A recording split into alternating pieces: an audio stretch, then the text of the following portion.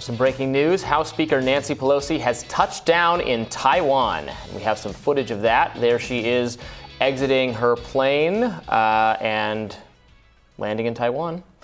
So there it is. This has happened. We're doing this for some reason, as we talked about earlier in the show. We're not quite sure why. It doesn't appear that the Biden administration wants her to do this or condones it. However, it clearly could have stopped her if it wanted to and didn't. So we're all trying to read into the subtext of, if you don't want her doing this, why is she doing it? Yeah. So what hidden message are we trying to send? This gets in the way from a kind of non-interventionist perspective, gets in the way of the strategic ambiguity of what the U.S. would do in the result of an invasion of Taiwan by China. We don't want China to invade Taiwan. I don't think anyone wants China to invade Taiwan. We don't want to actually have to stop China or to put an effort to stop them doing it, because that could be the end of the world. So probably it's good to avoid the end of the world. But if saying maybe we would do something incentivizes them to not do it, then okay. So we just maintain this, like, please don't, so we all just kind of, in a Cold War sense, don't do anything because we're all afraid of doing something. Yeah, and if that keeps the world safer, fine. But this is a violation of that in some sense, from some ways of thinking. She is the first high-level official to visit in some time. Again, why? We have no idea. Right. So she is the highest level official to visit since the 1970s. However, there has been, per our guest that we talked about a little bit earlier today, an escalation of senior officials being sent to Taiwan through the Trump administration through now. So it is this bipartisan escalation. Unclear why. I do think, I agree with you that some of the messaging around Biden doesn't want this, but Nancy's there anyway, is inconsistent. And it's a weird choice at a time when Biden is being roundly criticized and has low poll numbers because of his perception of being ineffectual, largely on a policy basis, but also with respect to things like this. You can't keep your Speaker of the House from following the basic desires of your administration. That doesn't seem like a good look. So if this is a kind of a coordinated provocation, a kind of cloak and dagger, if you will, a pretext, then it is a weird hit to take for Biden's public perception. For what purpose? What is the goal here? Yeah, it doesn't make sense because the Biden administration hasn't outlined what the policy or the view here is. I get that we are entering a time of greater hostility toward and suspicion of China. I don't think that is wrong necessarily. China's authoritarian government and their misdeeds, just in terms of transparency with the pandemic. What does it even mean to be entering a time of greater hostility toward China? Well, this is what's been bothering me. It's been bothering me about the conflict in Ukraine too, in the proxy war with Russia. What is the ultimate threat? Okay, you don't like China. Okay, you don't like Russia. Okay, you have geopolitical reasons why you want them to have less power. You can have all of those feelings, but at the end of the day, if you're not willing to get into an open conflict with a nuclear power, just sit tight and keep it to yourself. You're going to have to figure out other ways to flex the muscle. The threat with China is experimenting on diseases, releasing them into the population and killing millions and millions of people and then lying about it and covering it up. That's why I think China is a more serious threat. They're a more serious economic threat. Now, that's the issue.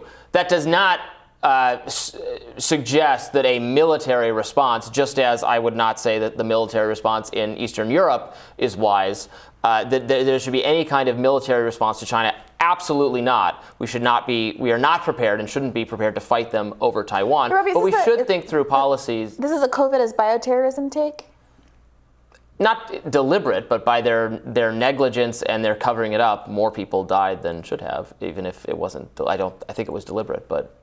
Okay, so the point still stands that that's a whole other can of worms aside, that it does feel like it's all a bluff. It feels like machismo brinkmanship, in this case obviously not especially gendered since we're dealing with Nancy Pelosi here, but it does seem like a kind of bad faith brinkmanship that is courting escalation, perhaps not intending for it to ultimately lead to a conflict, but playing a very high stakes game with other people's lives.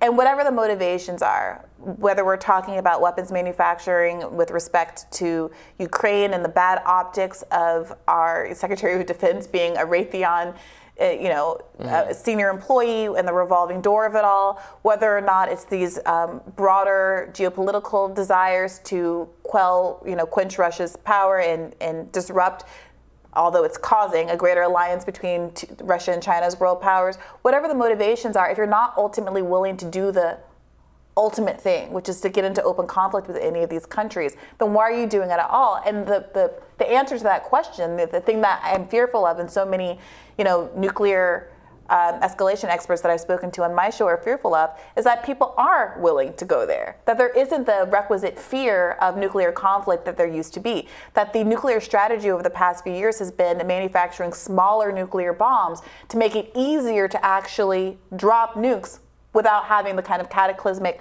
consequences. Well, okay, but I don't expect. think the threat of nuclear war means that means we can never. I mean, by we, I mean people should be free to criticize China and its policies, just like we're free to criticize our own Nancy policies. Nancy Pelosi's doing a little something more, don't you think? Yeah, and I'm against it, but But it's not because China is good or fine, or their attempts to expand their sphere of influence to include more of the world. I don't want to live under Chinese-style communism, which involves both major restrictions of all sorts of Their restrictions during the pandemic are among some of the most repressive in the world.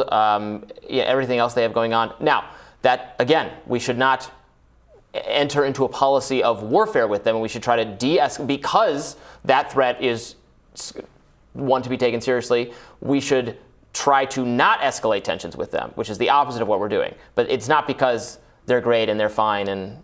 Well, no one's arguing that, but it does feel perverse to be in a country that has so substantively stripped basic rights that are extant in much of the world, despite it, including much less democratic parts of the world, and say, I don't want to live under Chinese hegemony. I don't want to live in an American hegemony. Most of the world doesn't want to live under American hegemony, has been pushing back against our interference for decades and decades. Okay, and well, decades. This is ultimately why I am not a leftist, because American hegemony is preferable to Chinese hegemony. Well, I don't root for American hegemony. I root for the working citizens of America and the working citizens of China and the working citizens of Russia who are pawns in all of these geopolitical games. And I think that's why there's such an emphasis on the left toward international solidarity between peoples and not governments.